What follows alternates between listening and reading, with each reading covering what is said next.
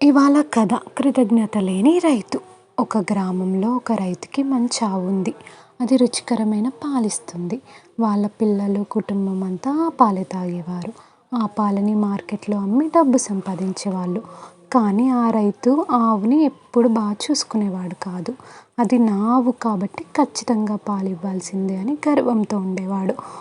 ఒకరోజు ఆవుకి ఒంట్లో బాలేక పాలివ్వలేకపోయింది. రైతు పిల్లలు ఆవుకి బాలేదని బాధపడుతున్నారు. పాల ఉత్పత్తి లేక, డబ్బులు లేక అతని కుటుంబం ఇబ్బందులు పడింది. అప్పుడు రైతు రియలైజ్ అయ్యాడు. ఇన్ని రోజులు ఈ ఆవే మనల్ని పోషించింది, కానీ నేను దాన్ని ఎప్పుడూ బాగా చూసుకోలేదు అని బాధపడ్డాడు. తర్వాత అతనే ఆవుకి మెడిసిన్స్ ఇచ్చి, ఫుడ్ పెట్టి చాలా బాగా చూసుకున్నాడు. ఆవు మళ్ళీ బాగయ్యి పాలివ్వడం మొదలుపెట్టింది. వాళ్ళ కుటుంబం మళ్ళీ సంతోషంగా ఉన్నారు. ఈ కథ నుండి మనం నేర్చుకోవాల్సింది, మనకి ఉపయోగపడే వారిని, మనకి హెల్ప్ చేసే వారిని ఎప్పటికీ చిన్న చూపు చూడకూడదు, నిర్లక్ష్యం చేయకూడదు.